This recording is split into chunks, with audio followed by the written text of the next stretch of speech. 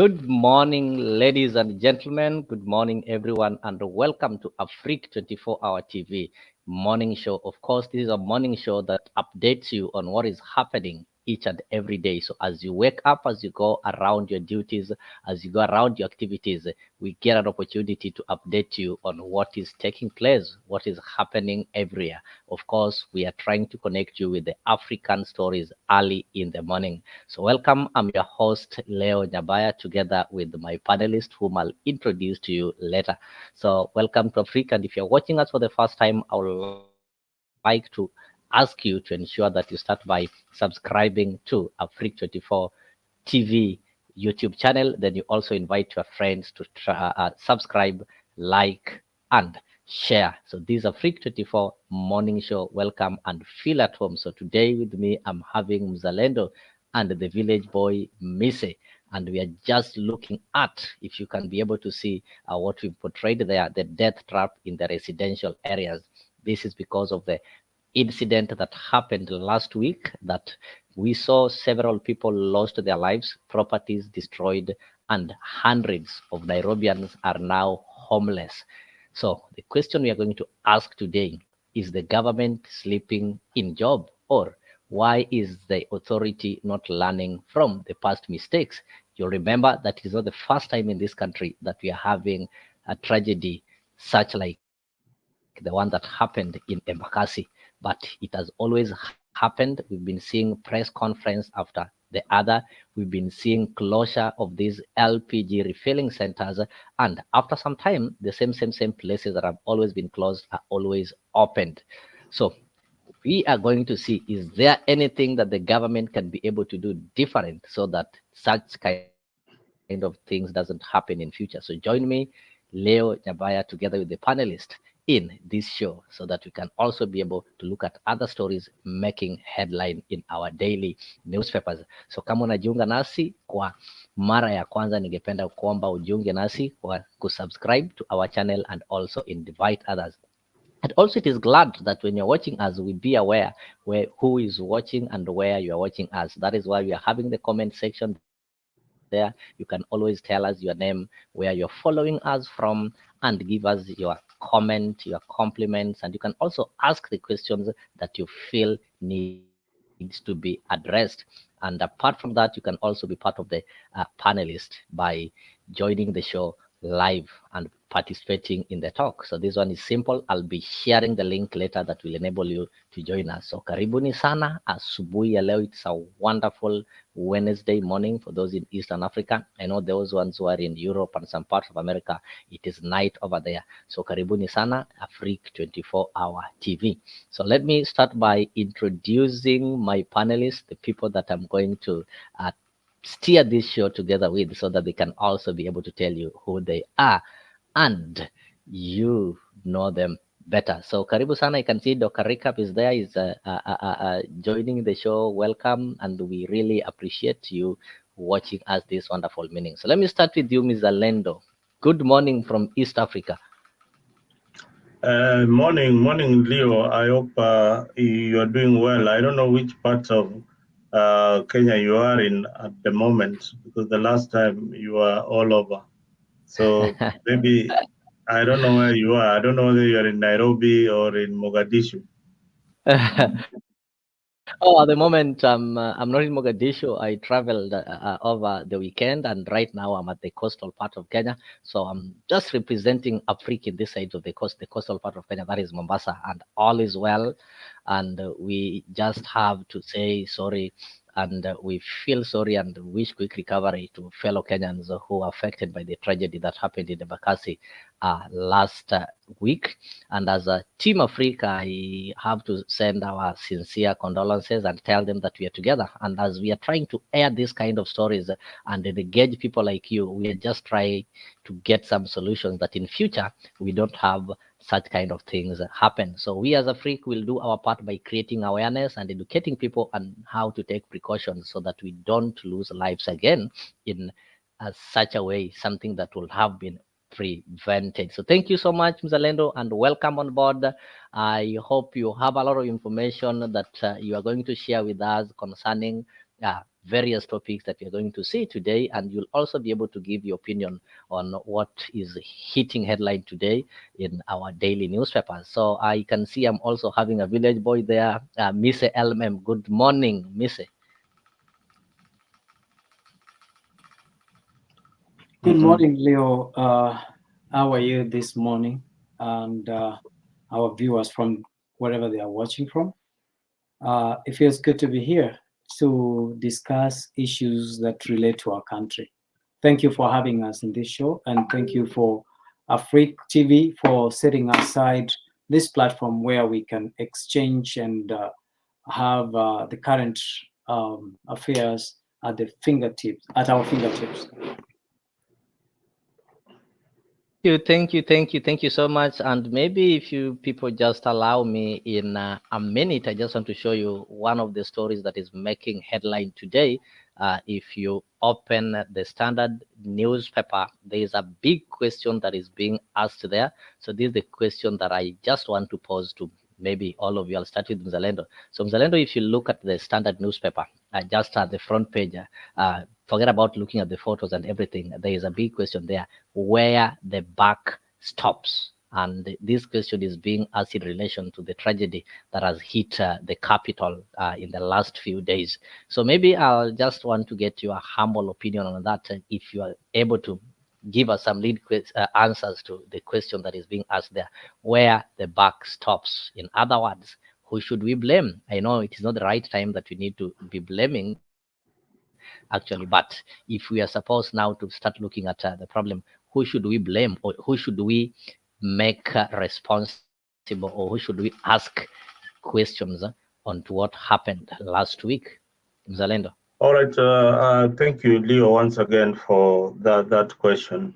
I think I would first say that it is sad and unfortunate that every time we react to incidences like this instead of taking precautions. First of all, my condolences to the family of those who have lost their loved ones, and my sincere condolences to those who are still in and those who are mourning, and those who are still recovering in various hospitals, Bagathi, Kenyatta, and Mama Lucy, the Komarok Hospital. I wish them a quick recovery. And I also want to congratulate the leaders who have been able to go to the scene, including the Right Honorable Raila Amolo Odinga, who went to the scene, Babu Owino, the area MP, and the Nairobi senator. I think they've been very, very vocal on this particular issue. Uh, First, Leo, this tragedy is not the first one. Kenyans tend to react after after disaster happens. What we need to do is to look at the relevant authorities who are supposed to ensure the safety of those small industries and even the licensing authority. This is the City Council of Nairobi. The It's called IPRA. Uh, that organization that is supposed to look at into who they are going to give a license, especially for an industry that deals with gas. Gas is not like your uh, normal commodity that you can manufacture within an estate. It is something that needs a lot of precaution. Even the workers who work in that particular industry, they need a lot of training. So it comes with a lot of training, a lot of licensing uh, for for safety measures. So it's unfortunate that we are mourning today, and there's a lot of politics also in that. But by and large, Kenyans need to know that these are the problems that we face due to corruption. So some people are corrupted. Police look the other way. I'm sure the policemen around Embakasi know very well that this industry is operating illegally, but they cannot do anything because probably they're taking bribes in this particular location. But one thing I would also recommend the swift action of DCI to arrest the owner of that particular company. I saw him in court. So let us wait and see what really transpired in that small industry. So to answer your question, there are companies that regulate the gas industries, the ones that provide the licenses to these particular farms. Those are the companies that should do regular checkups to this in these facilities to ensure that they adhere to the maximum standards, regulation standards that are set by the industry, both locally and internationally. Because even after filling the gas, it goes to your home. You've seen instances where you bought a gas cylinder and it is halfway filled, or when immediately you get home, it is leaking. It is leaking. So they need to look into that on a serious note. And again, the congestion. These industries should not be set in estates which are very, very congested. That area of Embakasi pipeline, Nyayo, it's densely populated, a very, very populated area. So I don't think that a residential area like that should have a gas industry, and especially a filling industry. And Leo, even if you go today in many parts of Nairobi, you'll find a flat where a residential flat, and down the ground floor, somebody is selling gas on the ground floor. This is also another disaster that is looming, and very soon we'll be having another tragedy in Kenya. Otherwise, thank you. I'll leave Thank it. you. Thank you so much. And actually, I'll agree with you. Not only in some parts of Nairobi, I think if you go to parts of the Eastlands or most of these estates that are not well developed, you'll find that every building where there's a shop currently they are dealing in the gas, and people are residing upstairs, and people also residing in the same building. So these are some of the dangers good you've noted. So let me go to Mise, we are just looking at the first question that Standard is asking you, that where the buck stops. Mzalenda have talked about corruption, whereby the authority or the people who are in charge of regulating these gas companies or these gas farms, they know very well the danger that this thing poses. They know the regulations that are there, but they know very well that the people who are dealing with the or dealing in this gas refilling have not met the requirements. The environment is not conducive, the environment is not right, but because they can get some kickbacks from the sale, they tend to see no evil or feel no evil. What is your take on this? Where does the buck stops? Is it the residents who are having the gas plants in their neighborhood who should raise an alarm and arrest and maybe stop this kind of business, or who should be responsible? Karibu sana. Thank you very much. I think for me, the buck stops at the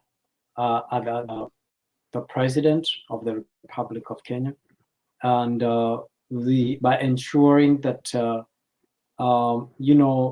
his other regulating and enforcing agencies are doing their job.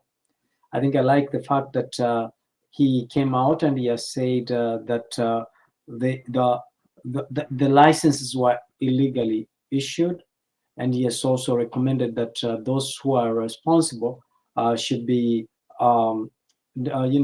terminated. Their employment should be terminated, and because this is incompetence and due to corruption, and these people should be prosecuted. I like that, and this should also come from every leader.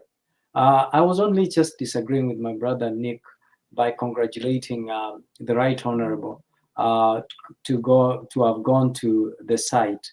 I mean, this is a show for the people like Right Honorable. It's a show where they can be able to advance their political agendas so that they can be seen that they are criticizing and they are trying to hold the government of the day,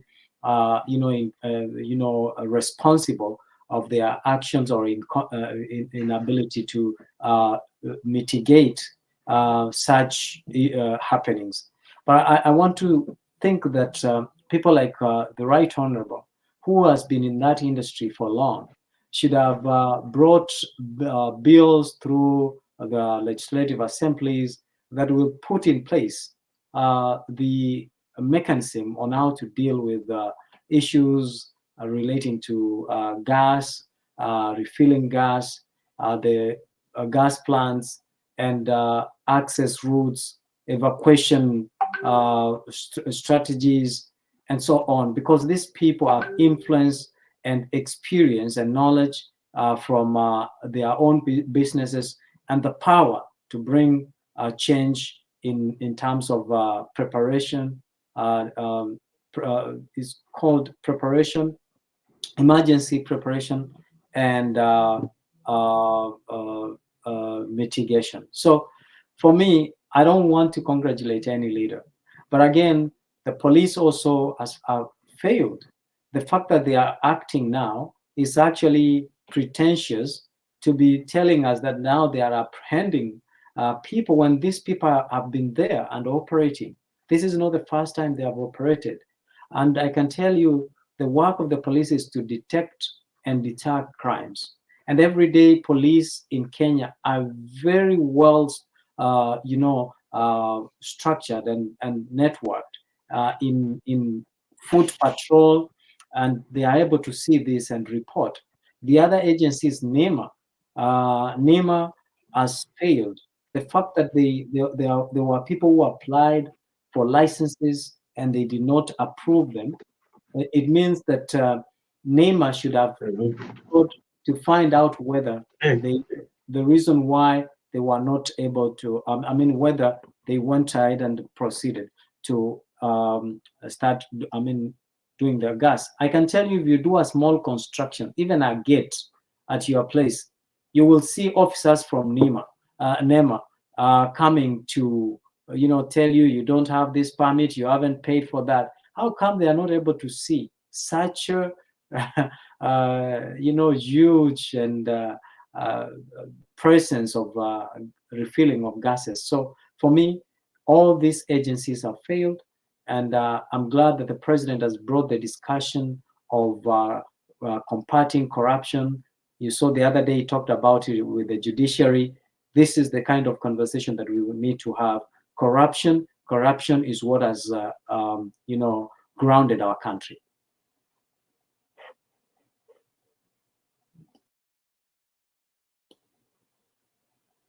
Leo, I think that is my.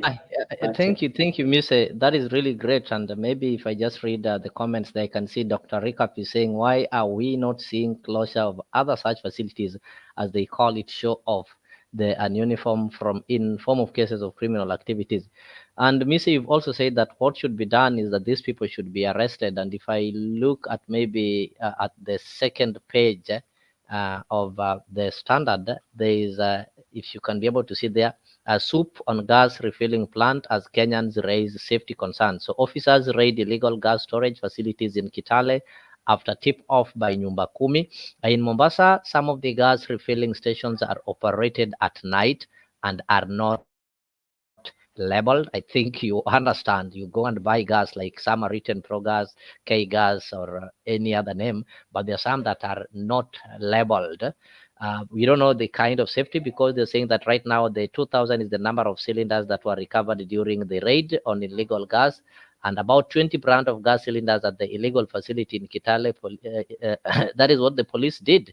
So the question that maybe I might like to ask you, Mise, you've said these people need to be arrested and they need to be prosecuted.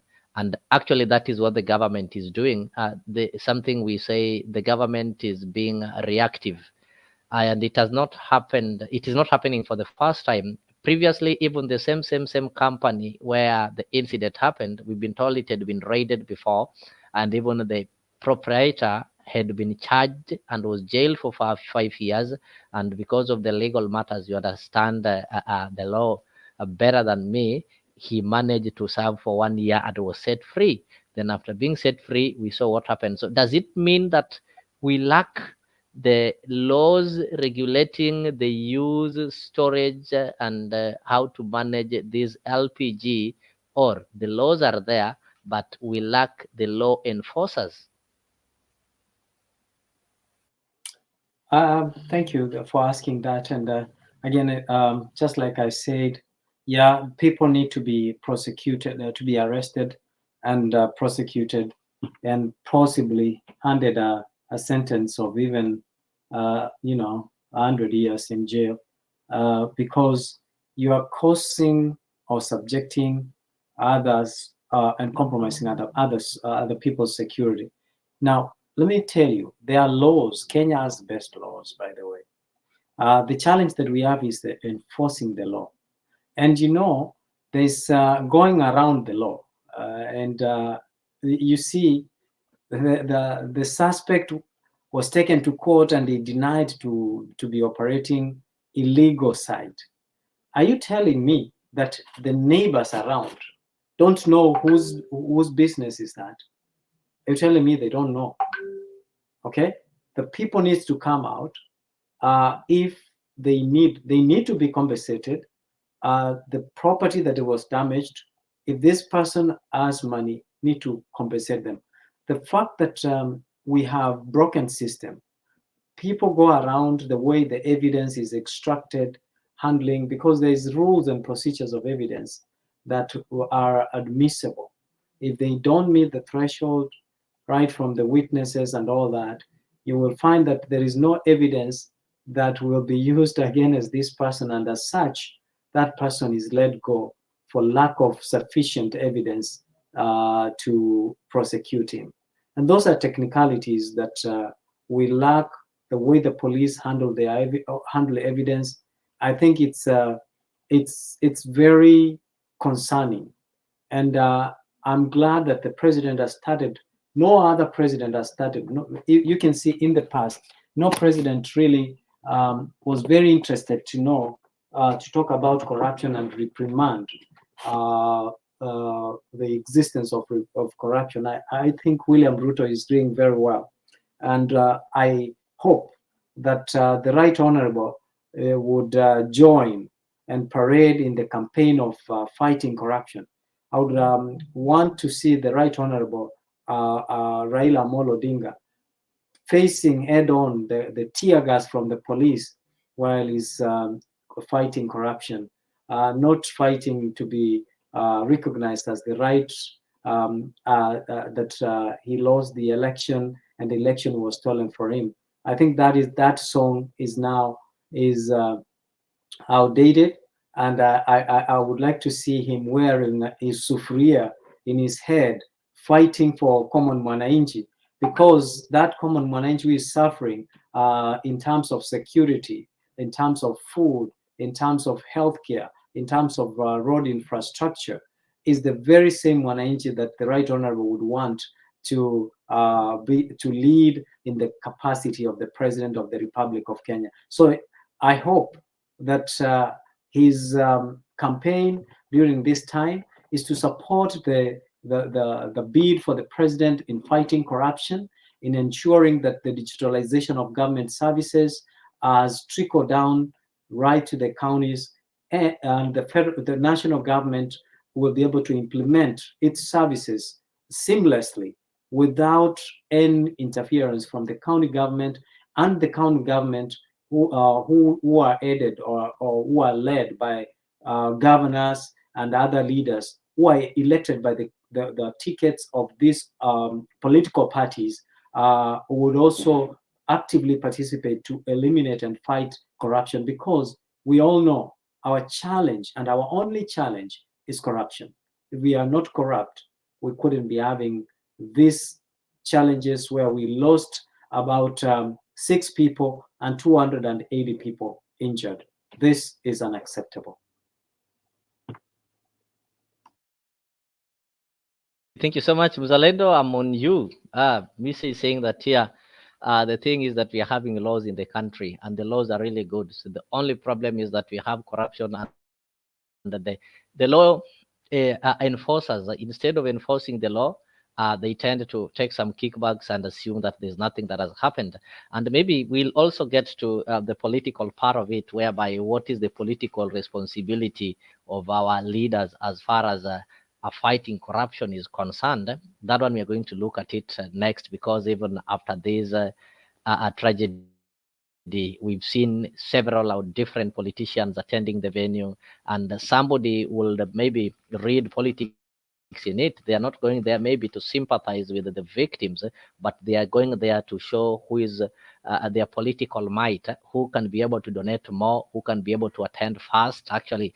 And when it comes to a point whereby they need to take a political responsibility and ensure that these laws are imposed, they do less. And Missy have hinted at requesting the Right Honorable, whom you praised for attending yesterday, for attending and paying a visit to the victims. So I don't know whether it was a political meeting or it was just a courtesy visit. You say that he is yearning for the day he will lead Kenyans in putting on sufurias. I think Miss Sufuria is wrong, because Sufuria was meant to express some hunger. I don't know, this time round they'll be putting on the helmets or the gas cylinders. Okay, that is a story for maybe another time. We'll go into that if we when we'll be looking at the political side of it, because there's some politicians who we know very well. They normally reap from tragedy like that so that they can be able to get what Safaricom would call the bonga point. So, Zalendo, I just had a simple question. We've seen people being arrested. Yesterday, these places are being raided. So, how long is this going to happen? How long should we be reactive, or is there anything that the government can do instead of waiting for fire to occur? Is when they put roadblocks, is when they start arresting, is when they start going for these gas operators. Yet these people exist each and every day. Thank you, Leo. First let's start with Parliament. There's a committee for energy in Parliament. This is a committee that sits on a daily on a weekly basis to discuss the issues of energy, and they are paid by our taxes. They earn huge allowances. The recommendations that they come up with are very, very important, because that is what informs the regulating authority, that these are the new laws that Parliament has passed. So Parliament, being that I've always said that this is one of the most useless parliaments, you see, just like I would agree with Mise on one point that maybe they are just dancing by the graveside of these victims. They ought to have done something before the disaster happened. So, and we also have the Senate, the Senate authority. So these are these institutions ought to do their work. And apart from Parliament, we have the Energy Regulatory Authority, and under the Energy Regulatory Authority, there is also another body that looks into these issues, and NEMA looks at the environment. You see, So all the government institutions have failed on this particular day, from Parliament to Senate to NEMA to the police. All these bodies actually let down Kenyans. And for politicians, I want to add that politicians look for where they can get the multitude, the masses, for free. You don't have to mobilize for people to come and see Raila Odinga on this particular day. So he goes up with his entourage, the senator, the area MP, the aspiring candidates. Then it becomes again another political showdown instead of looking at measures that can really help the citizens. So politicians take advantage of that particular situation. They donate some money. I saw Sifuna saying that whatever Sakaja had donated for the 250,000, they'll return it to him, saying that that is peanuts. So it is just a showdown. It is just a showdown between Azimio and Kenya Kwanza. So they look for each and every opportunity to eat at each other. You've seen even in the debates, they don't really come up with solutions, but it's just a show of might, showing that you have failed here. But when you have failed here, when we all fail, we fail as Kenyans. Those people who died there, they were neither ODM nor UDA or Azimio nor Kenya Kwanza or Wiper. They were Kenyans who died there. And it is important that we treat them with a lot of dignity, and not make it a political scene. That's all I have to say about that particular situation. That's great. Yeah, and I wanted to add that perhaps even when the Prime Minister went there, perhaps he did not donate anything. And you know, this no. The Prime Minister donated 1 million for the victims. Babu Wino also donated 1 million, and the parliamentary committee, the ODM, donated 800,000. Just for clarity, let me just play this. Ogada anaweza wave tu tafadhali, Mheshimiwa Ogada. Na tena hapa, huyu ni mheshimiwa wetu hapa, anaishi hapa, ametusaidia kazi hapa vizuri pia. Na tena tuko hapa na uwepo wa Mheshimiwa Maji ambaye ako hapa. Asante sana Maji. Sasa kwa shangwe na vigelegele, nataka tuchukue nafasi kukaribisha seneta wetu ambaye ni seneta mshupavu, Simba wa Nairobi, seneta ambaye akinguruma Ruto anajificha chini ya kitanda. Seneta Sifuna, karibu uongeleshe wananchi. Asante sana Mheshimiwa Babu Wino. Wanamradi, kwanza nichukue fursa hii niwape rambirambi zangu kwa niaba ya familia yangu na chama chetu kizima cha ODM kwa mkasa ambao umewapata hapa. Jambo hili jinsi ambavyo baba amesema halikufaa kutendeka. Kama tungekuwa na serikali ambayo inawajibika, hili jambo halingefanyika. Baba, ukiongea na hawa vijana hapa, serikali ya Ruto na hii serikali ya Sakaja ya Kanjo hapa, wanajua sana kufuata watu ya Chang'aa. Watu ya Chang'aa, hiyo ndio wanajua, si ndio? Hawa vijana wakijiseti mahali wawashe kitu, chief ameshafika tayari. Mahokas, kubeba mahokas ndio kazi ya Sakaja. Lakini wewe niambie, hii mradi si atiko kwa msitu, iko kwa barabara. Wakija hapa ni kuhara saa watu wa maduka walipe maleseni na vitu ingine. Unataka kuniambia hawakuona hii mradi inafanyika hapa? Na mimi ile kitu nataka kusema baba, kuna wale wanazembea kazini, lakini kitu kikubwa zaidi ndani ya serikali ya Kenya Kwanza ni ufisadi. Ni ufisadi ambao unapelekea kwamba mtu anaweza weka mradi kama huu nje ya nyumba za wananchi mahali wanaishi, alafu mtu anajifanya haoni hii mradi. Ni kwa sababu macho yake imefungwa na nini? Pesa. Hiyo ndio ukweli wa mambo. Kwa hivyo mimi nataka niseme mambo mawili. Kitu cha kwanza, kama seneta wenu, tayari tumeandika barua kwa wana EPRA, kwa sababu EPRA ambao wanaongezwa na bwana Kipto wako na pesa ya kufanya enforcement na inspection ya miradi kama hii. Kama kweli huyu jamaa hakuwa na leseni, inawezekanaje kwamba EPRA wasijue, governor asijue, chief asijue, polisi wasijue? Haiwezekani. Tunataka wiki ijayo waje mbele ya bunge huyo bwana Kipto atuambie ni kwa nini alikubali mradi huu kuendelea wakati ambapo anahatarisha maisha ya wananchi. Mnakubaliana na hiyo? Namba 2, wewe governor Sakaja, wewe ndio unapeana leseni kwa biashara zote Kenya, kuanzia kwa mtu wa smoky mpaka kwa kampuni ya baba ile inatengeneza mitungi.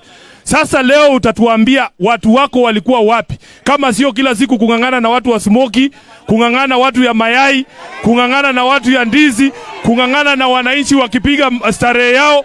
Hiyo ndio kazi mlichagua Sakaja kufanya? Mwambie shame on you. Shame on you. Na kitu kinanivunja roho zaidi, jana wale watu ambao wameenda kujisitiri ama kujificha pale kwa social hall, ati Kanjo inakuja na waambia watoke waende wapi? Kama hamungekuwa melalia masikio na kukula rushwa, hao watu hawangekuwa nakoza makazi leo, si ndio? Kwa hivyo mimi kama seneta wetu nataka niwaambie kitu kimoja. Serikali ya UDA ni serikali ya UDA. Iwe ya kitaifa, iwe ya county, hawana utu. Hawana utu kabisa. Wewe nifikiria unakuja kutoa mama kwa social hall, alafu unawaambia wachukue ati shilingi 10,000 waende wapi usiku? Na mtu wako na watoto. Tunataka tuwe na viongozi wenye utu ambao wanaweza kuangalia mtu na jicho la huruma. Hapana kufukuza mama na watoto usiku, si ndio? Kwa hivyo mimi nataka kuwaambia, wakati ambapo tutapata fursa nyingine ya kuchaguana hapa Nairobi, kama mtu si mtu ya ODM, kama mtu si mtu ya ODM asikuje kutuambia ati yeye ni rafiki ya baba. Hapana.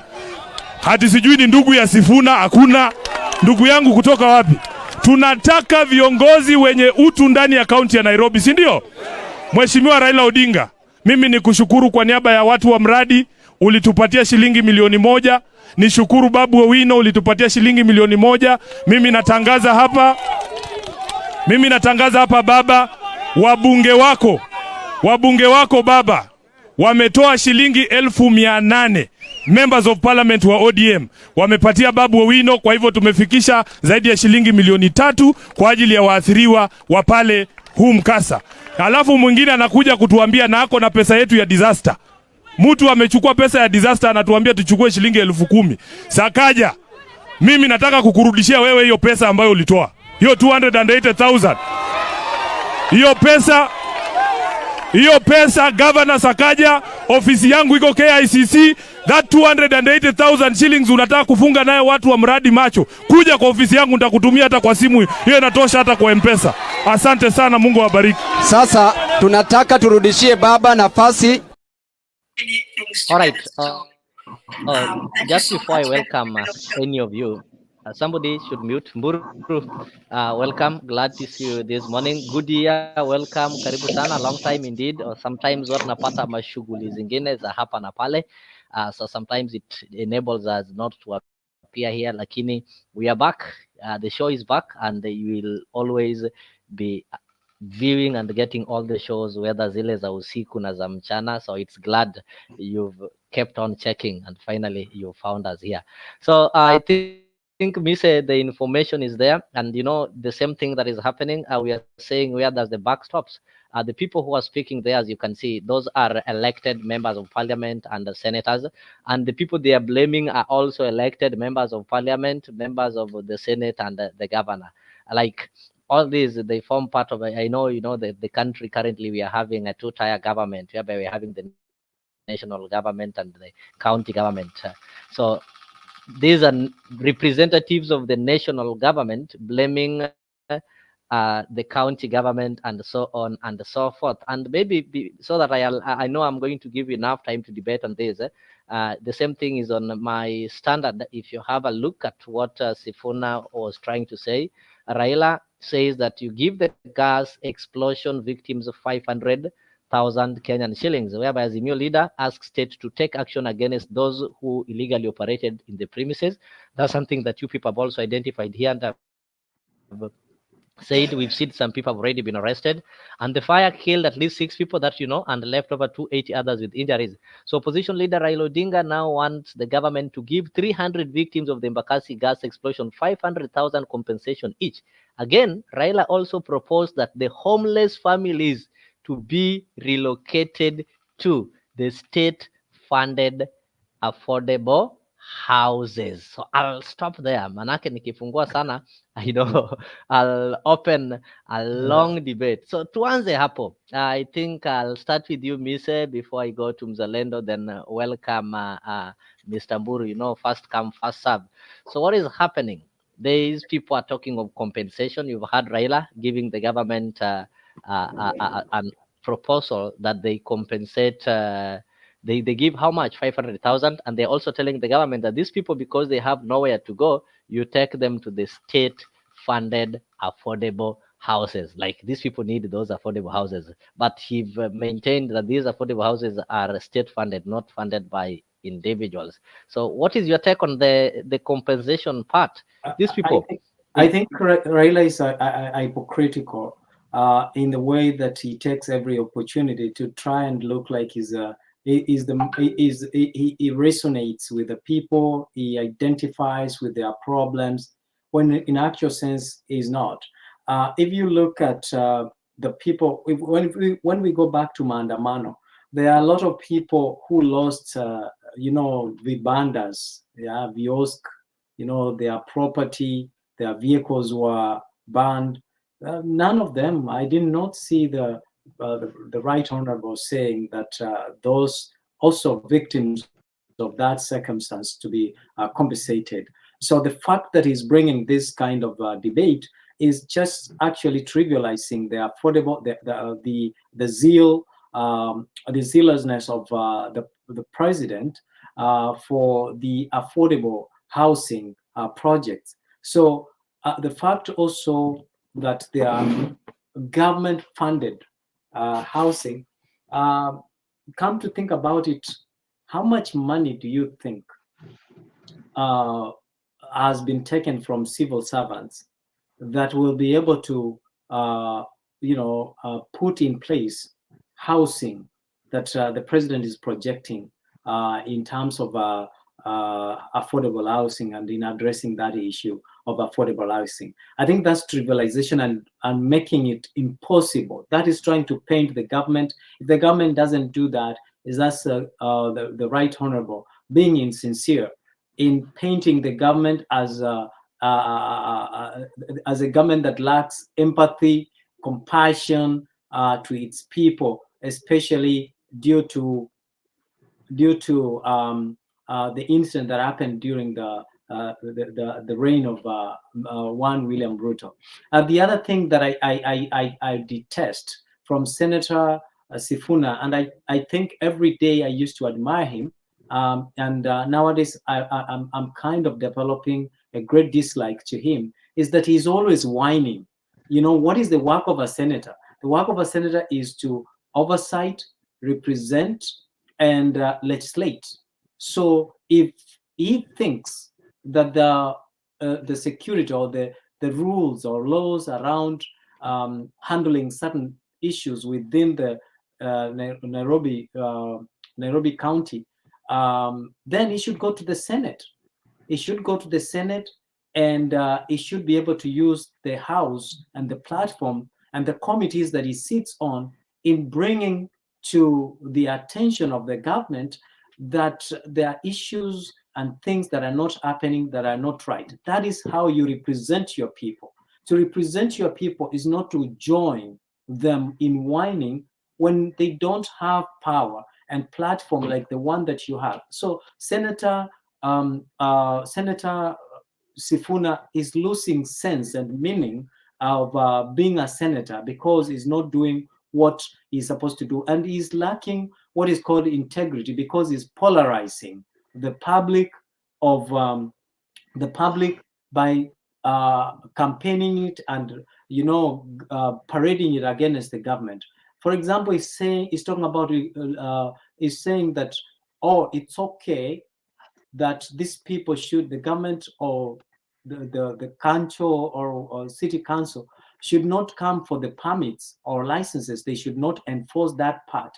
That is their duty, that is their jurisdiction, and they should enforce that and ensure everyone has a license. Now, he's also talking about, oh, the government, this government is only chasing chang'aa. Chang'aa, since we were young, there is no serikali ambaye haikimbishi wa mama kwa pika chang'aa. So it is only pretentious. Even when we had the government of serikali ya nusu mkate, bado wamama wa chang'aa pia walikuwa wanakimbishwa. So it's only pretentious and redundant of Senator Sifuna of saying such a things. And I think anyone who polarizes the public and wants to turn the public against the government, these people don't deserve to serve the people, because they have failed. And one more last thing is that when you fail, and you can hear clearly, is demeaning other elected leaders like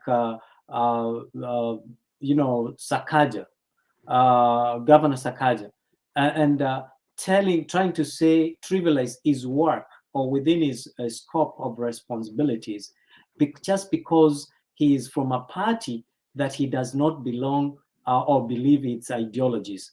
Also, if you look at Sakaja's statement, it's kind of saying that anyone who is from the ODM party is good and is ni mweupe kama pamba, and they are the ones who are fit for the job. And lastly, the idea of or the proposal by the Prime Minister to compensate the victim is actually not in good faith and goodwill. It is actually trying to put the government of the day in a position to explain itself and try to go out of their hand. We really know that it's the work of their government to protect the people. The government should work in terms of preparedness, mitigation, emergency, and prevention. So if the government is going to do that, this is not a short-term plan. This should be a long-term plan. We have clear access routes marked. We have clear safety plans in place. And you saw CNN, when CNN was covering that, they went to the site and they saw safety plans, safety procedures marked on the wall, on the board, but they are not enforced. So who are these who are not enforcing? And why have the Prime Minister and other leaders been quiet and wait to be reactionary instead of proactiveness? Thank you. Thank you so much, Mise, for that presentation, and actually for speaking up your mind and trying to explain to our viewers how people play politics whenever there is tragedy.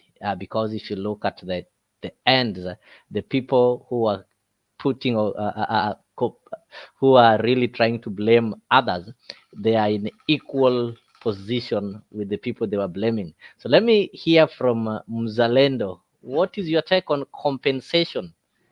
You've seen the opposition brigade calling for compensation. That is after they contributed some money just to cushion the victims, and they're now calling on the national government to compensate them with some good money. So I want to see your view as far as is compensation enough? I know there are people who are going to have some complications that they are going to live with the rest of their life. There are people who maybe had broken limbs or broken arms, and this is something that is going to be there forever. And that is why, if you listen to the former Prime Minister and the leader of the Azimio Brigade, that is the Right Honorable Raila Odinga, is saying that, okay, you need to compensate them, give them 500,000 each. And apart from that, the government initiated affordable houses. They need to be given houses because these people were residing somewhere, and right now they've been left in the field. And you've also heard the story of the governor of Nairobi planning to give them 10,000 each, alafu watoke. And in real sense, in Nairobi, I don't think 10,000 can be able to pay rent for 2 months or such kind of thing. So what is your take on that? I am first, Leo. I'm not very sure whether those people lost houses or they lost their businesses. If they lost their homes, then the Right Honorable Prime Minister has just made a request.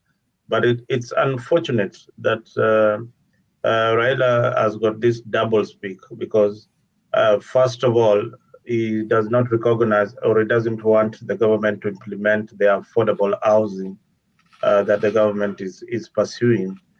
So this is just for political mileage, and unfortunately, Leo, we lost so many people in Kisumu during the riots, and and the funeral, we didn't hear them saying that the government they we didn't hear them push the government to compensate the victims of those riots, and even the businesses. They didn't really push the government to compensate the people who had lost their businesses during the riots. So these are political statements akin of the Kenyan political players. They want to make mileage on each and every disaster. This is a disaster.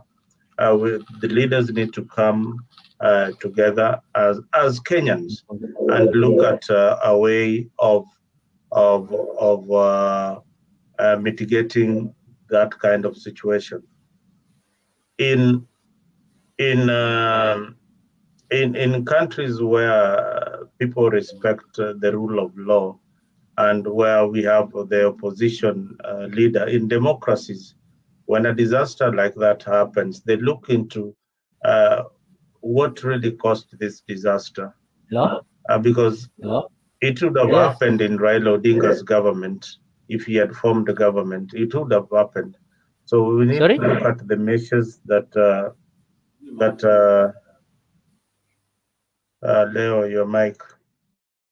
We need to look at measures that will ensure that these disasters are not will not occur again in our country, because many of them, if you go to Azimio strongholds, look at the floods that affect the Kano Plains. What have they done about it? What have they done about it? And we have the county government that is dealing with that. I believe Sakaja's government are trying maybe their best, although they are not doing their best, but they are trying to do what is right for the people of Nairobi. You know, this country's planning is a disaster. The planning itself is a disaster. The licensing of such businesses is also wanting. But anytime the government demolishes these structures or these premises that are located in the wrong sites, the same opposition leaders come out saying that the government is demolishing or is is wanakandamiza wananchi, yeah, by demolishing those structures. But just as Sifuna said, that thing is on the roadside. Everybody can see it. How did it get a license in the first place? The politicians in that the politician in that area is Babu Owino, an Azimio politician. Yeah, that is part of his responsibility to check that that there is law and order in his constituency. So the blame game should stop. They have all failed as leaders, and they should not look at political mileage in this particular situation. So when you see politicians rising up to the occasion, it is for political mileage.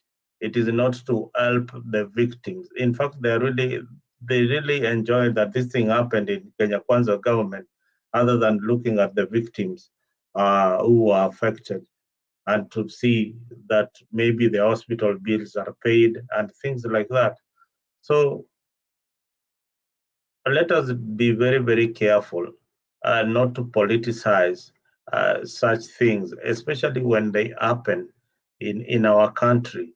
So we need to unite as a country and find a better solution in ensuring that the law is enforced by the relevant authorities. Thank you.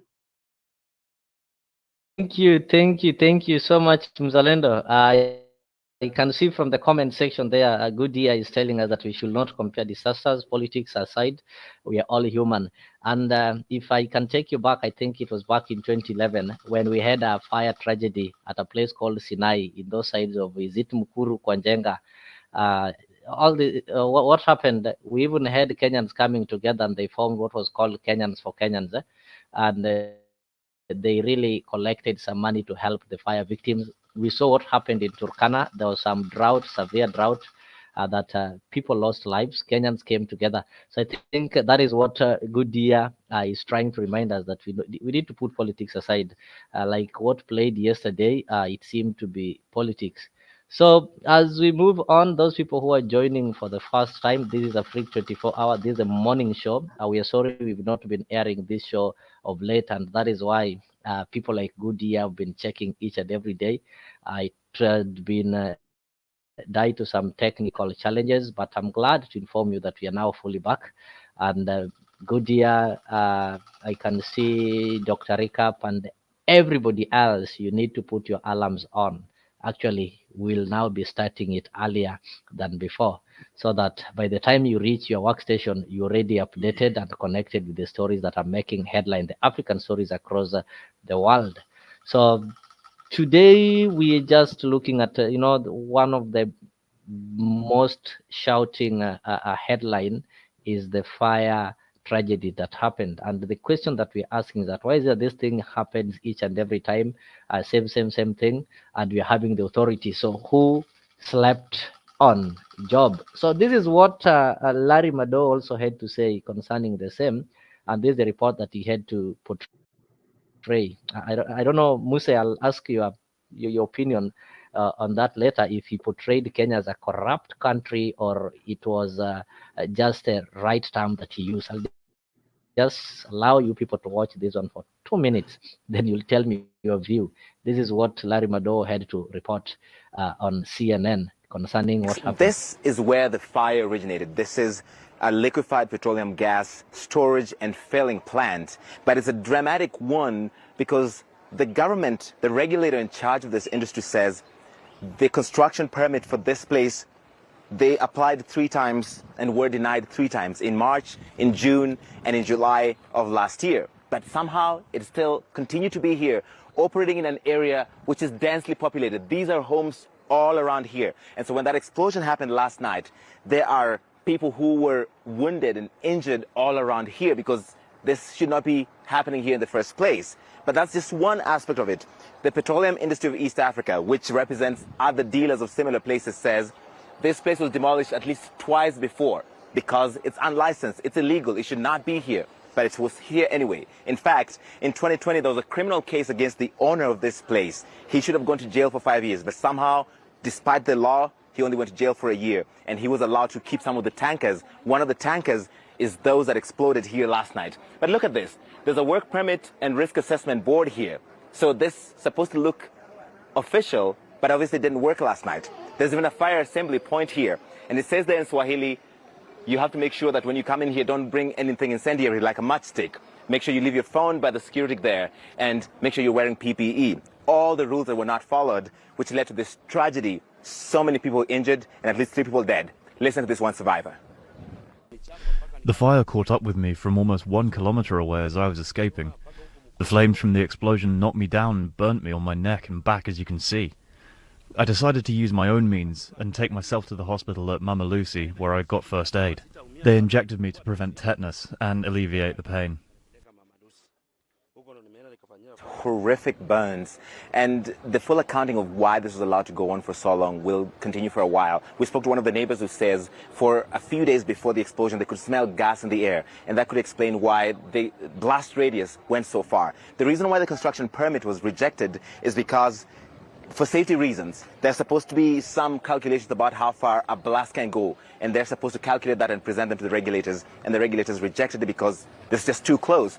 That's why, for instance, last night during the explosion, there's a car that came from here, flew several hundred yards away, and landed on the rooftop of a 6th-floor building on the other side. Parts of the car are strewn all around here. So when the full accounting is done, there will be a lot of answering for the regulators that allowed this to happen and for the administrators that didn't do anything to stop it and maybe save the lives that could have been saved here, Max. Okay, Larry, thank you so much for that extraordinary scene. Thank you so much, Larry. That video is courtesy of Larry Mado. That is a CNN senior reporter. So, Mise, I just want to give you this question.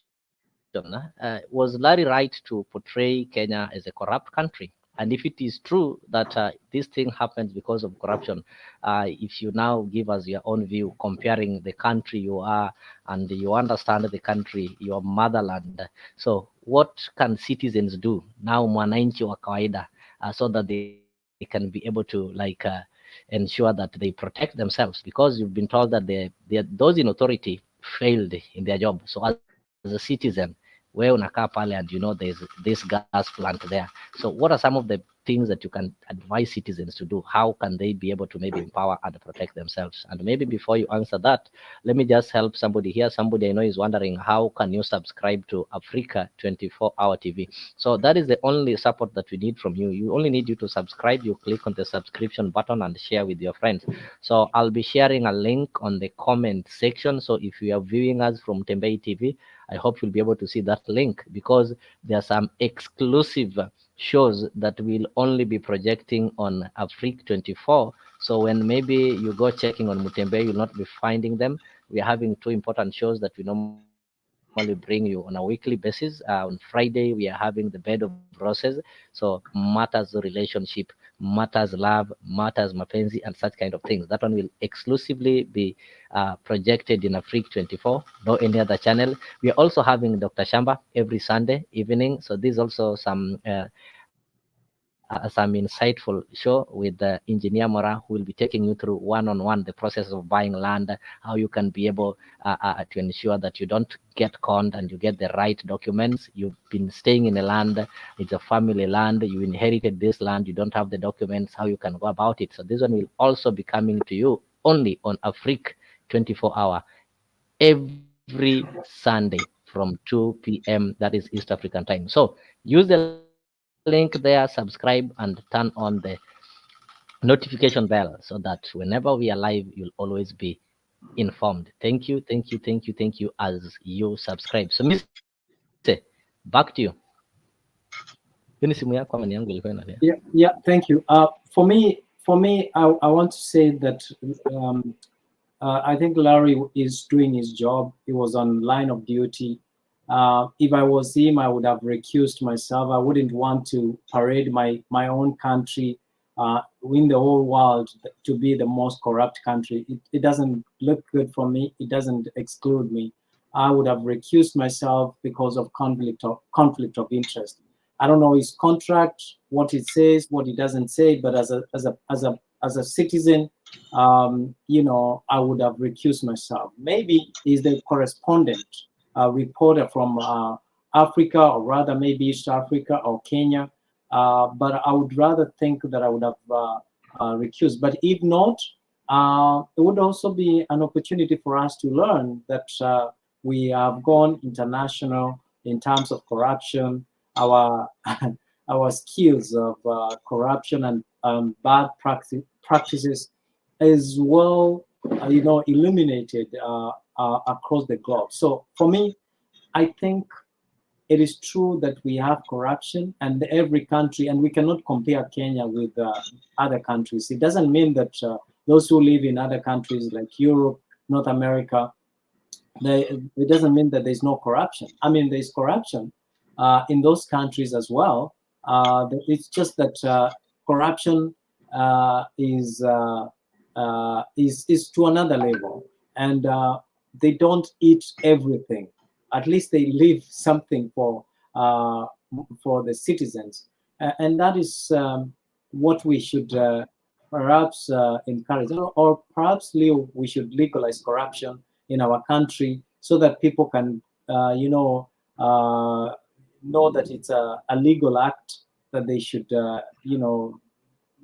publicly conduct their corrupt activities without fear of contradiction. So Larry was on his line of duty, just like you here. We are doing the same thing, discussing about our country and the nature of things, the situations at the moment. And I believe even when we are not, but I think the difference with us is that we are doing it unpaid. We are doing it because we are patriotic and we would like to see change in our country. I think that is all for now, and that will be my contribution. Thank you so much. Let me just give it to Mzalendo as we proceed. Naona he've heard you saying we legalize corruption. Mzalendo. No, I think what Mr. said, first you need to understand that Larry is doing his job. His job is to report news. So if something is happening in your backyard, as a news anchor, you will report. You'll not look the other way. That is what your job description is. That if there is any news item, if you're a correspondent in Africa and you're in Kenya, then you need to act very fast and report the news. There's no time to look for another reporter from another country to come and cover the news. So that's absolutely very wrong. Larry is doing his job. The work of the fourth estate is to inform and to educate.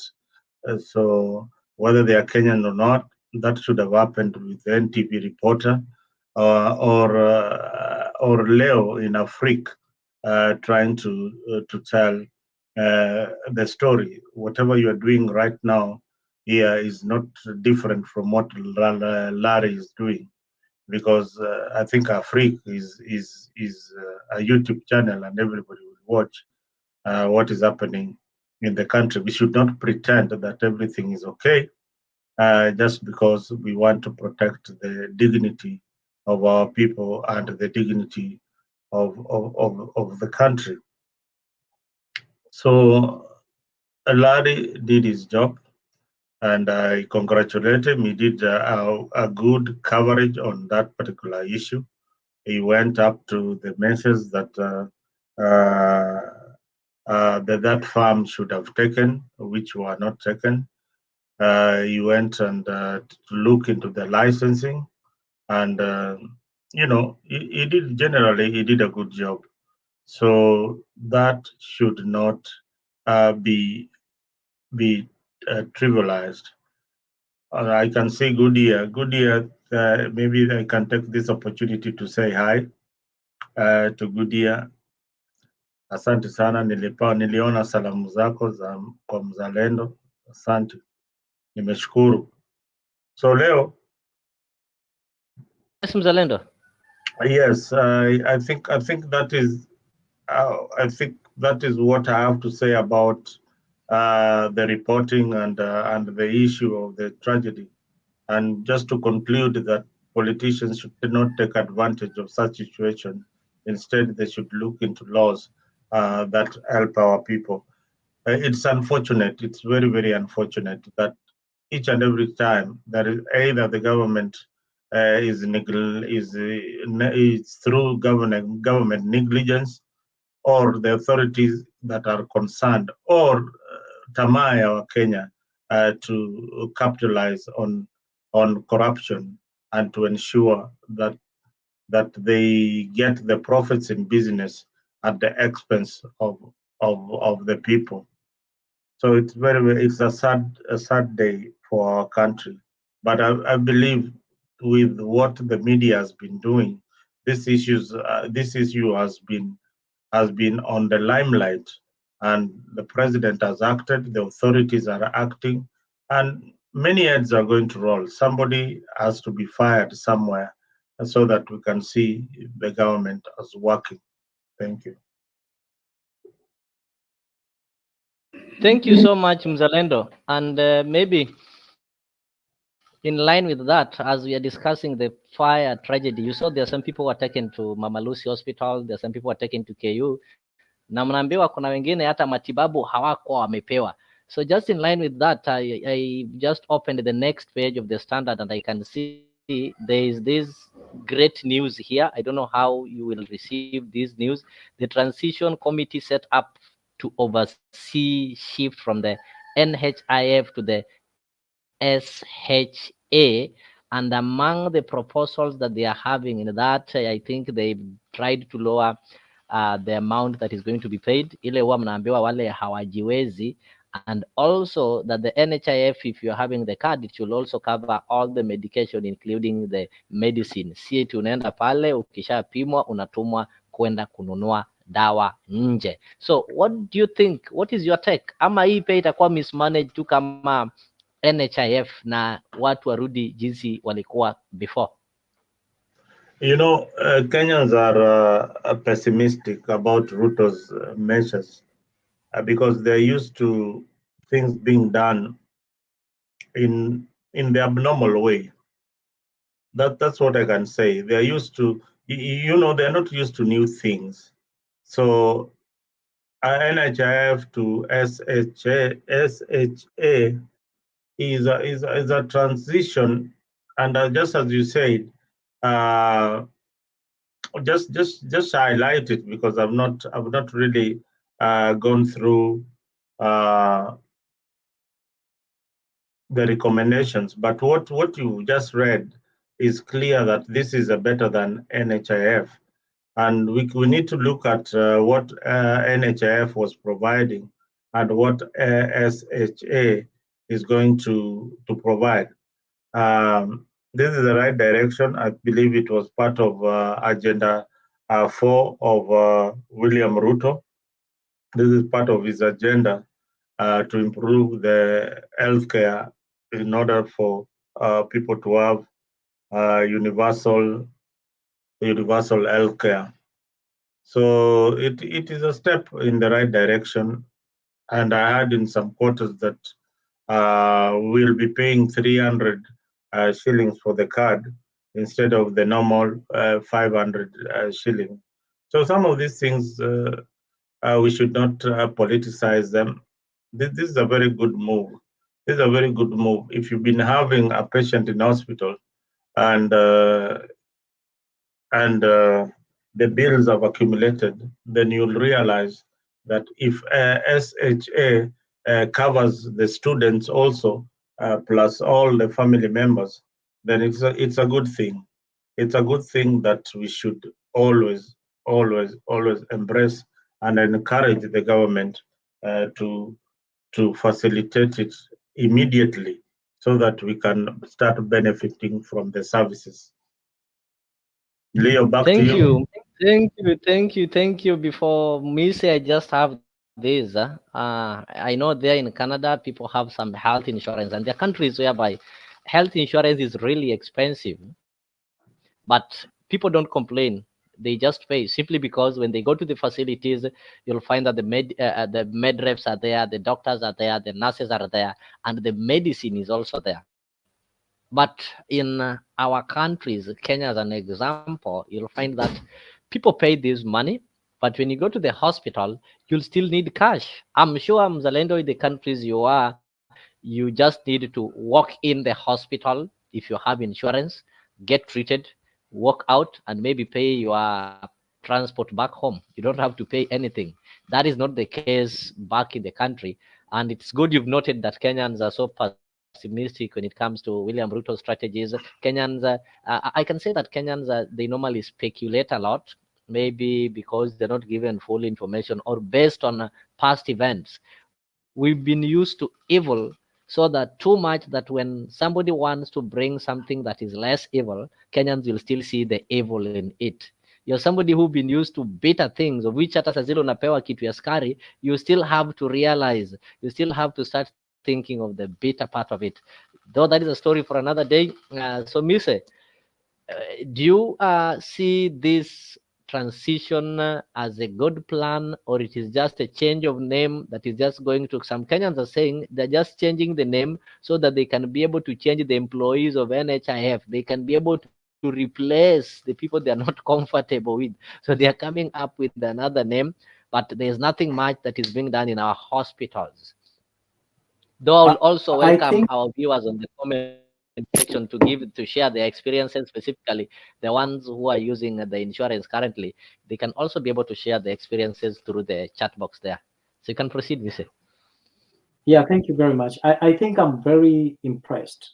The CS explained the intended or the change of laws within the NHI policy and how they are intending to roll out. As a matter of fact, they are rolling out, and they have extended the coverage to include drugs and not only drugs but as well coverage to have students. You know, if you're a student currently, you have to get some money to pay at the school clinics. So this is not something that they are going to worry now, according to the CS. The CS said if you're a student, you are covered, and that is not even to worry you that you are only covered and your parents are not covered, as well as the coverage, that cover for the student in school, those who are in school, also is extended to their parents. So this is a good plan. And the government has also included that the habit of hospitals and doctors, or rather physicians, who prescribe medicine and then they send you to the next pharmacy, which actually belongs to them, is going to stop now, because the government is going to provide that medicine within that medical facility. And a department that is fully managed and serviced, replenished, medicine replenished, fully replenished, is going to be managed by a facility, or rather NHI. This is, Minister of Health. This is a milestone, and this is going to be the wonderful policy of healthcare coverage that we will have within Africa, and it will be incomparable even with the United States and Canada, because in Canada and in North America, you have to go and buy your own medicine or get a stub. I think a drug stub that you have to go to get some medicine, certain medicine, and that the current NHIF is also going to cater for surgeries, major surgeries. The CS actually said that those people who are going through dialysis, those people who are going through chemo, it is very expensive for them to be able to actually live or go by their daily life, because they cannot sustain the cost. Now, going forward, NHIF is going to take care of that, cover that kind of medical needs that will be required of an individual to go to their pocket. So this is a good milestone for this government. We hope that they will continue doing so and extend to other ministries, so that they can give services to the common mwananchi. One of the role of the government is healthcare, and if the government has started working with the healthcare, and matter of fact, I also heard that they also have a package for seniors, and they have there's a ministry that's called social something that I don't remember what it's called. So this is really good because it's going to help us grow. A healthy nation is a prosperous nation. A country that is unhealthy is not a prosperous nation. Lastly, if this is the kind of engagement that we are going to have, and I like the fact that the CS is going county to county and is having public participation, public engagement, having to listen to what people are saying about the NHIF and what they want, or rather they would want to see changed within the policy. This is what we want, and I echo and applaud the CS that he is doing the president proud, because the president entrusted him with that docket, and if he's working, that credit is not only going to go to her as the cabinet as the cabinet secretary, but rather as well will go to the President of the Republic of Kenya, His Excellency Dr. William Samoei Ruto. And I hope that the Azimio brigades are not going to sabotage this noble cause that is not only going to benefit the leaders, but will benefit the common mwananchi. And this is what we want. And I hope that they will line up behind the president's agenda to transform the healthcare for a common mwananchi. Thank you. And also thank you guys at the comment section. You know, the more you comment, the more you make the show interactive, and the more you also motivate us, because you're not speaking to ourselves here, but we are really addressing you who is viewing us now and the ones who are going to view us later. This is Afriq Morning Show, and in this morning show, we always try to connect you with the African stories happening across the world. That is, when you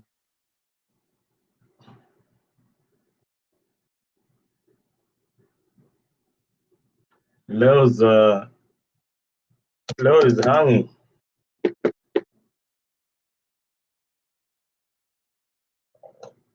Mr. What's up? Mr. Can you hear me?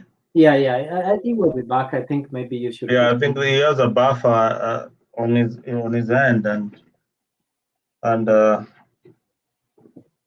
there's something wrong with the internet. But I think what we are talking about is the healthcare. I want to compare. I want to tell you a story about treating a cancer victim in Kenya. That is one of the most expensive exercises that you can imagine. You can, if you want to treat a cancer patient in Kenya, it is damn expensive, and in most cases unaffordable.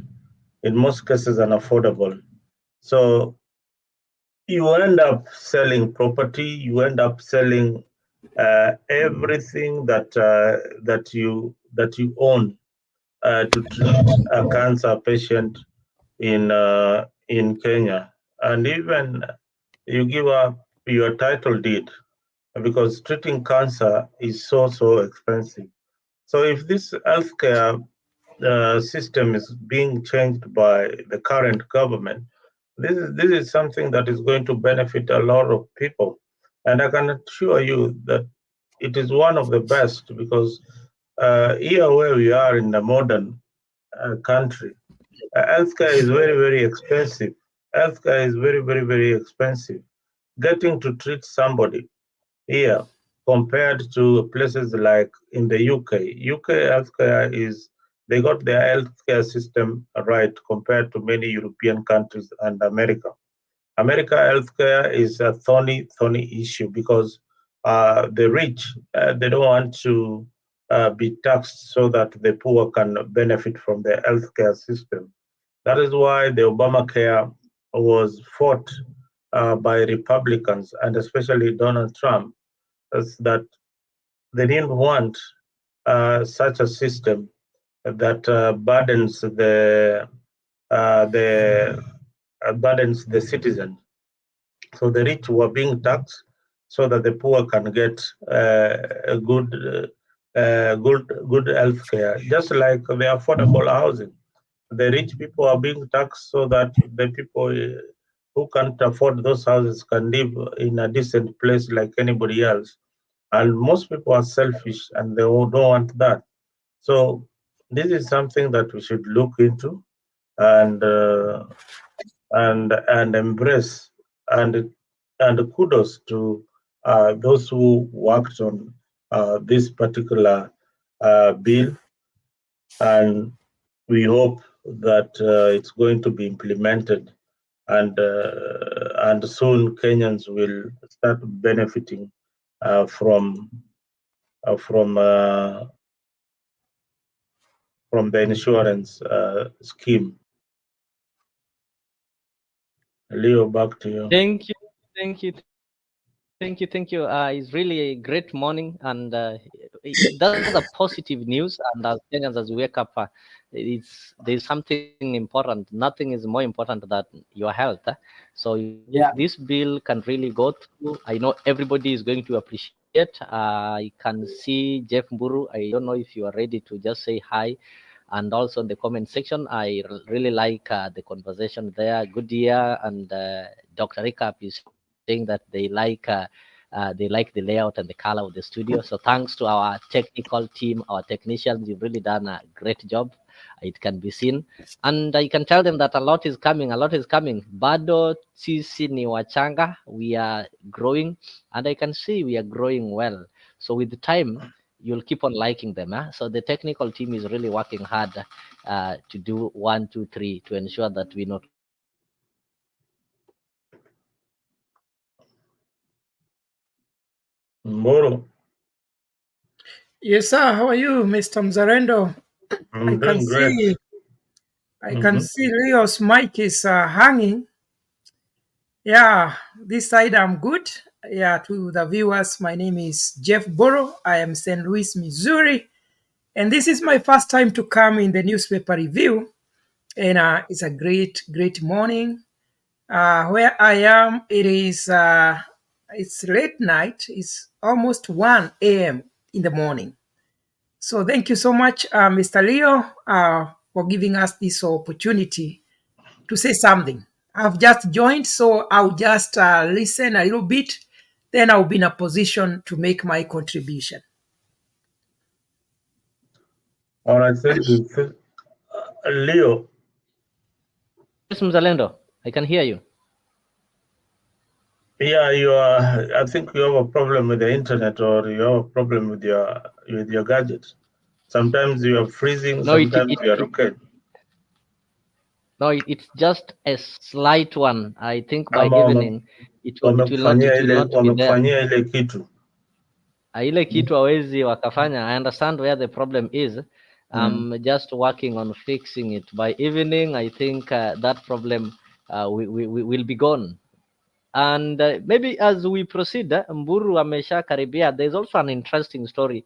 Just if we get away from the fire, and now the hope that even those people who got the fire tragedy, the hope that the medication is going to be there. I just want to give you this interesting story. No, not interesting. We talked of it some time back here at Afriq, and finally it has reached the mainstream media. And I know there are people who opposed it as propaganda when they heard of it. So if you can be able to see my screen, this is what is being reported by the Standard. I'll just be able to show you. Yes, I think it is visible. Why Chebukati's name is yet again causing anxiety in political circles. So the political analysts say that the plan to appoint Chebukati to the Court of Appeal has been in the pipeline for a while now. And the opposition leader also argued that this is because of IBC controversy when he served as chairman, Chebukati should not hold public office. And people, if you read the story, actually, my viewers, I can't read the entire story, but when you leave this place, I know you'll get some newspaper vendors. Grab yourself a Standard. And once you grab yourself a Standard, go to page 6, you'll see the entire story. They argue that after serving in that prestigious and important position as the chairman of the IEBC, Chebukati cannot go back and practice as a lawyer or as an advocate or as a whatever you call them, and unless he serves as a consultant. So they see it is only possible for him to get back there as a magistrate, and he is likely to be among the Supreme Court judges. And they also say that it is likely that they are going to remove or relieve Madam Hot Air. People call her like that, but that is our Honorable Chief Justice, the President of the court, Martha Koome. So for this, I'll start with Mise. Can tell us how this is possible because this is matters legal. How is it possible that Chebukati can come back and be made a judge of Supreme Court and in turn maybe find himself as the Chief Justice? It is not rumors anymore because actually they say media is lazy, either lazy or evil, or media is both lazy and evil. So here we are not being lazy, we are not being evil.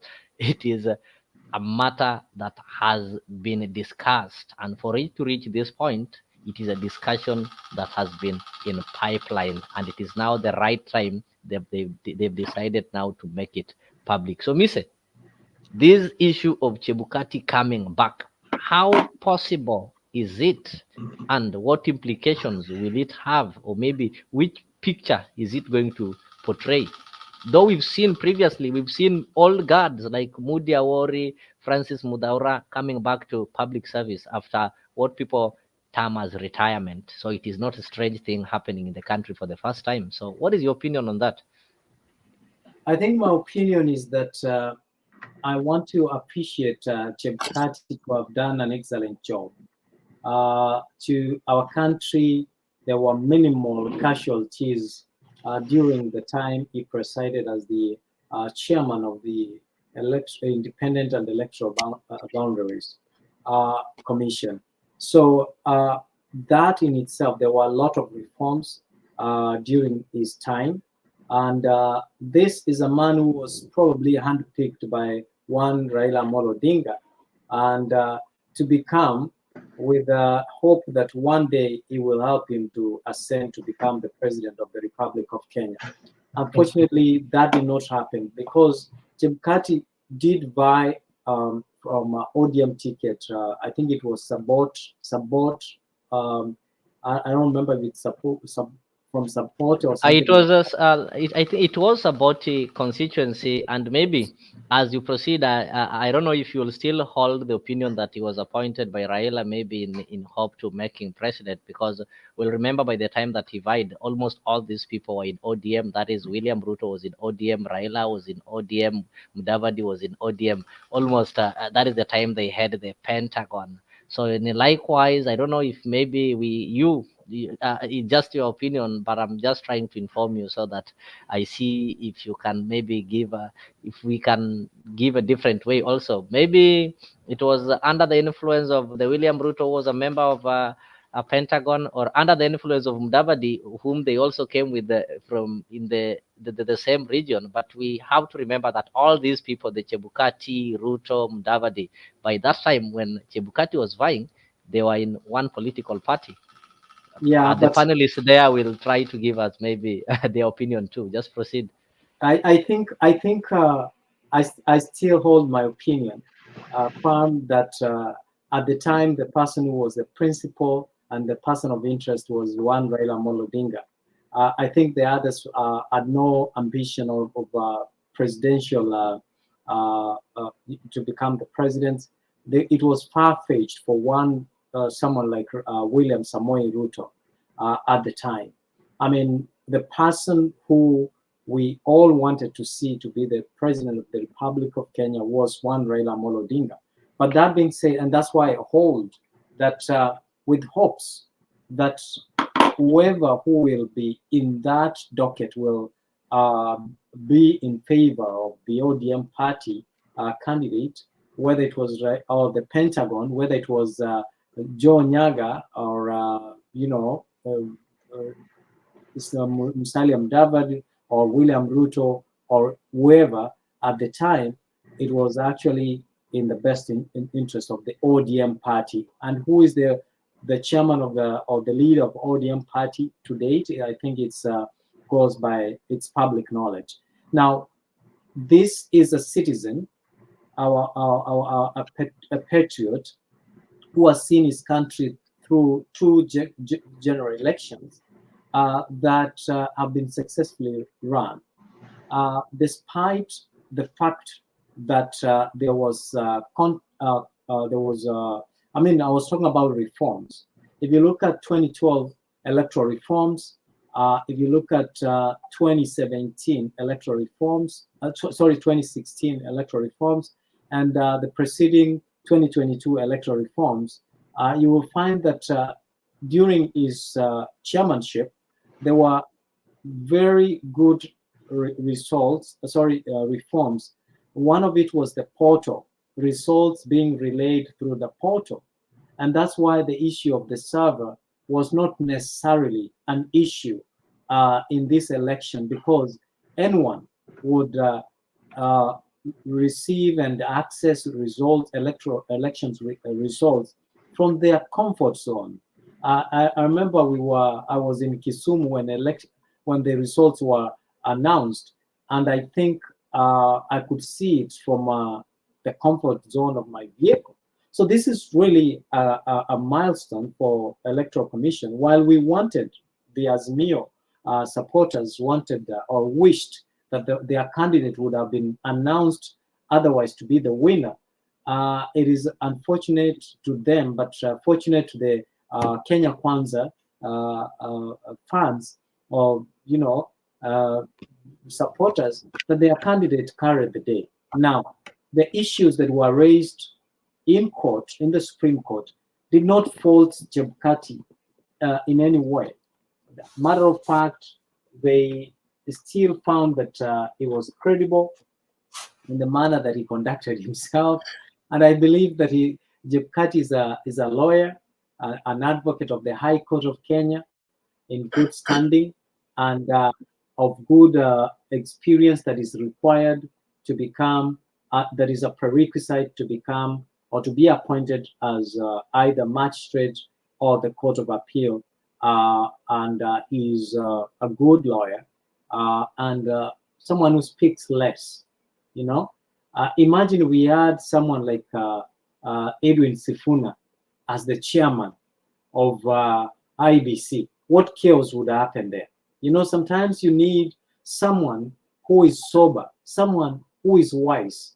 And I really would want to see one day the Azimio to apologize the way they handled one Chebukati just because of being the referee or the mouthpiece of announcing the election results. And that's what I would say that he deserves. He's a Kenyan citizen. He has the qualification. He is in good standing. He has no criminal record that will deter him from becoming or ascending to any position that he would want. He has not retired, as they say, and if he has retired, he's not tired. Just like the former president, Uhuru Muigai Kenyatta, wanted to come back and help. And that is the patriotism that we want, people wanting to serve their nation, not because of money, but because of the expertise they bring on board to see our country through the challenges that we want. And we want people like this guy who was the Justice Maraga. We want people like those to be appointed in commissions that where they can use their expertise in transforming our nation as advisors while they are overseeing and nurturing other people. Thank you. Thank you so much, Mise, for that kind of information. And Mzalendo, I'll maybe take your view on a different perspective, not on Chebukati's past role, but I want you to address this. There's this retirement age in Kenya. So do we need to set a retirement age for public servants? If we can see people like Mudaura, we can see people like Chebukati, we can see he talked of David Maraga. Maraga was appointed in this police commission, and up to date, I don't know the kind of report that they came up with. I'll do a follow-up on that story so that we can be able to know. We've seen old retired men and women being brought back. So does it mean that the society doesn't believe in the young people? Does it believe that the society or the people in power don't trust new guards now that they just need the same old people they've worked with, the people they've known how to manipulate, the people they've known how to navigate away with? So when are the youths, or when are we going to see Geoffrey Mburu? Are we going to see a surprise that Mzalendo, or we are going to see somebody called Mise or somebody called Gudia has been appointed to a position? Because whenever these positions are advertised, they are the same names that we see. So Mzalendo, what is your take on that? Thank you, Leo. I think Kenya is a diverse society whereby we must respect that. We also have people who are elderly, who you will not be young for a very long time, but you'll go to your old age. But being in your old age doesn't mean that you cannot perform or you cannot work in a government office. Um, your brain is still functioning. Old age comes with a lot of experience. The only thing that I would urge the government to do is that when they're employing or recycling these old people, they need to bring people who are competent, people who we know their past records as people who have served the country diligently. They've never been involved in corruption.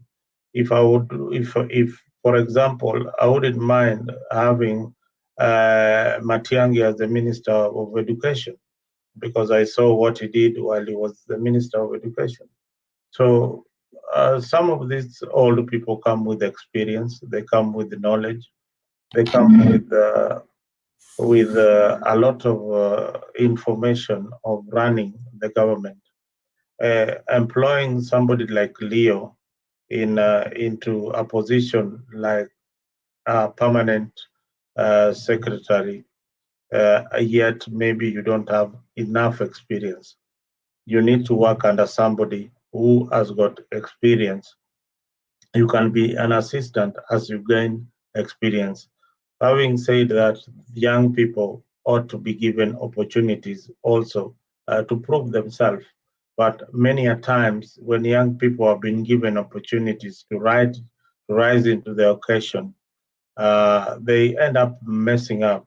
You saw what happened to Ezra Cheloba. I can give you a good number of them who have been given a chance, yet they didn't actually perform.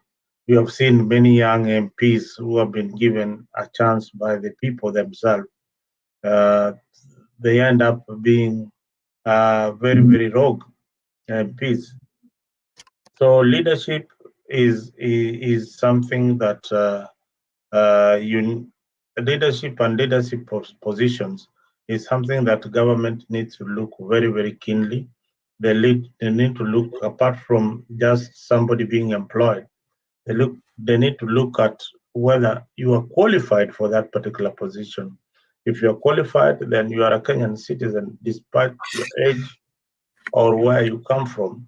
You can be employed in any particular, in any position in the civil service. So I don't see anything wrong with old age. Old age comes with a lot of wisdom. Old age comes with a lot of experience, Mr. Leo. Thank you.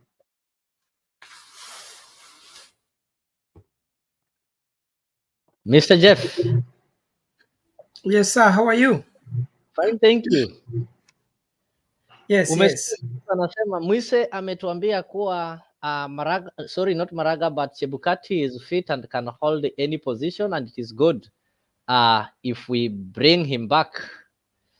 Mzalendo pia amepeana maoni yake, na kuna wale wa Kenya wanasema kando na umejua kuna wale watakuwa wanamwangalia Chebukati na kile nafasi alipewa kama chairman wa IEBC, ambayo kuna watu wataona kuwa msimamo wake haikuwafurahisha.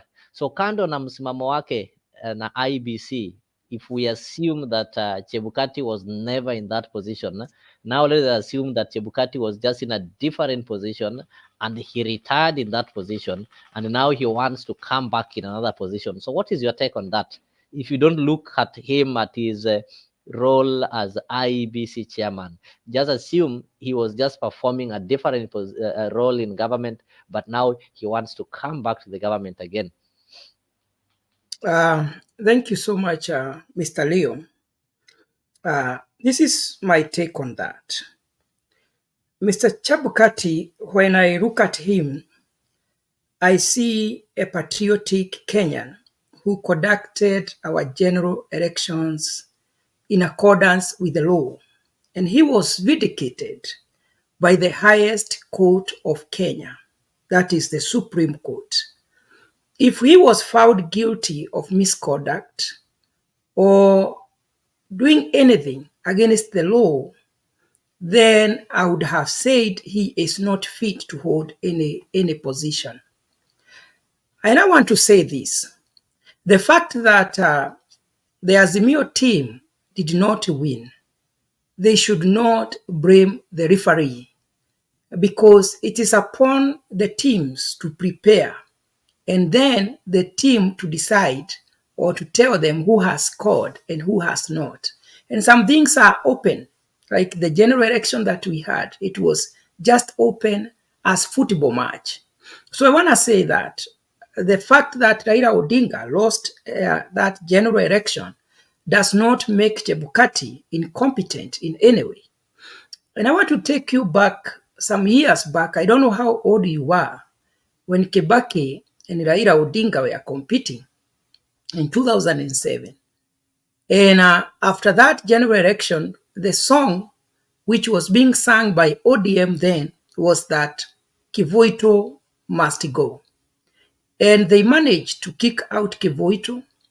And then we had a commission of Isaac Hassan. What happened after the general election of Isaac Hassan? The same song. He must go. Isaac Hassan must go. And he was kicked out by the same team. And now, I want to say this. If the same team does not prepare accordingly, in the next general election, they will still sing the same song, and they will kick out the IEBC commissioner or the chairperson, but nothing will change, because it's upon politics is a game of numbers. The person with the best strategy wins. So I want to say that the fact that Raila Odinga never became the president does not mean that Chebukati was guilty of anything, does not make him incompetent. If anything, he was vindicated by the High Court. So by trying to tarnish his name and saying that the general election had irregularities and they had their grievances, which they took to the court, and the court ruled. And remember, there were observers, international observers from across the world, and all of them in agreement, they said that the election in Kenya was above board. So I want to say that if Chebukati is qualified, and if he goes through the recruitment process, and those who are doing the interviews, they find that he has qualified all the criteria that have been put down, then Mr. Chebukati should continue to compete like any other Kenyan, because I don't see any mistake he has made. Leo, I want to take you back, just like Mrs. said. The Chebukati was a member, a staunch member of ODM, who contested in Sabaot as a member of parliament. And after that, he was proposed by the same team to become the chair of IEBC. Maybe the expectation was that because the man who is the chair is our man, he was going to tamper with the general election, or let me just put it direct. Their expectation was that Chebukati was going to lead for them. The fact that he did not do that, they feel that he is not fit. They feel that they should keep fighting him. What they don't know is that, or what they forgot when they were expecting that, is that Chebukati is a religious man who holds himself with high standard according to what he believes in. He is a staunch Seventh-day Adventist. And what I love about the Seventh-day Adventist, they abide with the law because they are taught the law. And that is what I can say about Chebukati. And I think he is qualified. He cannot apply to become a judge in the appeal court if he is not qualified. So if he qualifies, let him go ahead, let him go through the recruitment process. And if he is selected, Kenyans should give him a chance. And when he goes there, Chebukati, I believe he will not side with anybody, because that is what I saw. I followed the general election of last year, and I saw how he conducted himself. If such a person can become a judge, not just a judge of the appeal court, but even if he becomes the judge of a Supreme Court, it is a plus for the nation of Kenya. It is also, I think he can even become the Chief Justice of Kenya, because that is somebody who can abide with the law, not favoring anybody. And Leo, I want to tell you, if Raila Odinga won, and I think that was in the heart of Chebukati, that is what he would have wanted. Because this is somebody, Raila Odinga is somebody who had forwarded him, who had given him the ticket to become an MP. He would have wanted him to win. But the fact that he had not enough numbers to make him become the president does not mean that Chebukati had anything bad or any problem with Raila Odinga. What they can do, they should continue to know this is our man, support him, and tell him, remember, we have been together in ODM, and even now, we know you are still a good man. Because things may turn tomorrow, things may change tomorrow, and Raila Odinga becomes the president. Does it mean if you lose everybody who was in that process becomes a bad person? Does everybody who participates in the general election become incompetent? You know, those are some of the things we should ask ourselves, and we allow people who hold positions not to be put in the court of public opinion because of how we feel, but we allow them to conduct their duties freely. And after that, we say that is water under the bridge, and we focus on tomorrow. That is what I can say. Thank you so much, Mburu, for raising that. That is really important. That is equally important. I think I have the last thing that I want us to check on this page. I think it is page 8. So those people, when you'll get your standard, ensure that you go to page 8. It talks of this. Let me just read it for you. Court orders bank to return title illegally used to secure shillings 4 million loan. So a court of law has ordered a bank to return the title that was used to secure a loan. So I'll not go into that one today. On Sunday, ensure you tune on to our Dr. Shamba. We address such kind of issues. Buru, is your hand up? No. All right. So I'm telling my viewers that that page, what is in page 8 about court telling a bank to return the title that was used to secure a 4 million loan, we tackle such kind of stories, and we also try to tell Kenyans how to avoid being victims of such. So ensure that you tune in on Sunday during our Dr. Shamba so that you can be enlightened more about that. And just to remind you again, for those people who have got these stories to deal with the relationship issues, relationships sio ile maybe mpenzi wako in the other way. It can also be how you relate with your family back at home, how you relate with your workmates at the workplace. So we have the bed of roses. So ensure each and every Friday evening, that is from 2 p.m. East African time, you tune in to Afriq TV so that you can be able to watch. And as I told you earlier, najua good year, sometimes I've been looking at us pale Leo TV, sijui pale Mtembei TV. There are some shows that are exclusive and we only air them on Afriq24, and you'll only be able to access them once you subscribe, because that is when you'll be able to get notified that that show is on air. So ensure I've shared the link there that can lead you to our channel Afriq24. So click on the link, subscribe, turn on the notification bell, and invite your friends That is the only thing we're asking for you. I know there are several channels, they are paid up. You have to pay some subscription monthly, but for us, you are not paying anything. You only need a minute to click on the subscription button and invite your friends. That is the only way you can support us, and liking the video and commenting. So that is the only support that you can give us. So we are here. That is the only support we need from you. So ensure you do that. So this is a Freak morning show. We will always start it very early in the morning. And actually, we program it to take 2 hours. That is, if we start from 7, by around 9 a.m. East African time, it should be done. So today we started a little bit later. So I have 5 minutes left. So for those people who are joining us now, we've tried to look at uh, some of the news that was making the headline in our dailies. So today we only managed to get the Standard. Tomorrow I know we'll have even the Nation, wale wanapenda Nairobian and the East African, and we'll be able to look at much stories.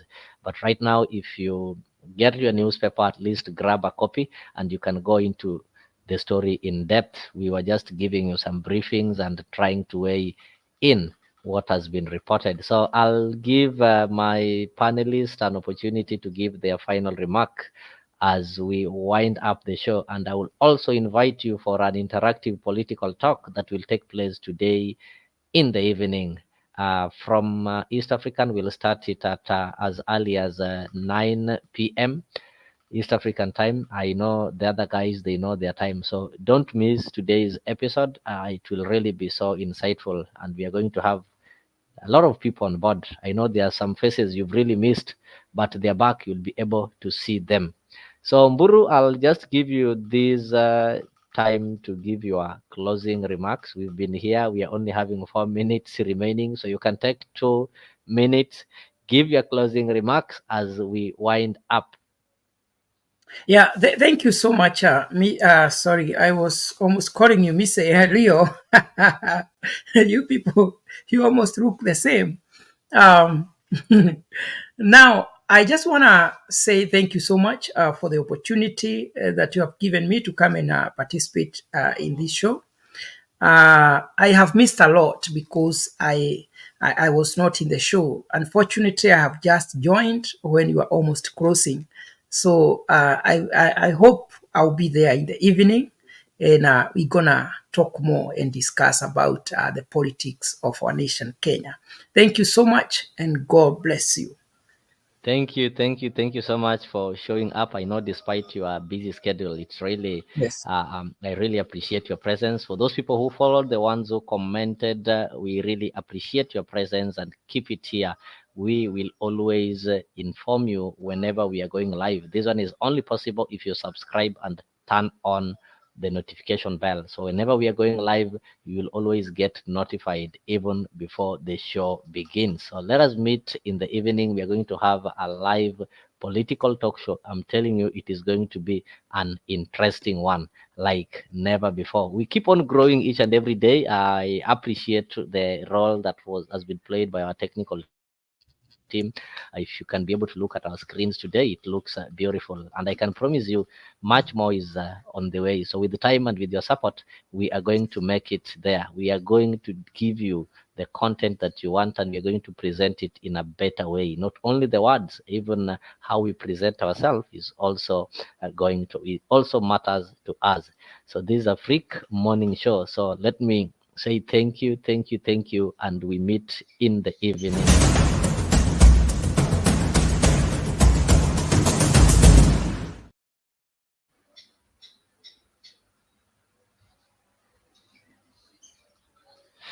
All right. I think I've also told you of the upcoming show. This is a show that you also don't need to miss. The Dr. Shamba. The Dr. Shamba will be appearing on every Sunday evening. So ensure that you take your seat and wait for it. Don't miss it. It's so informative that no one would dare to miss.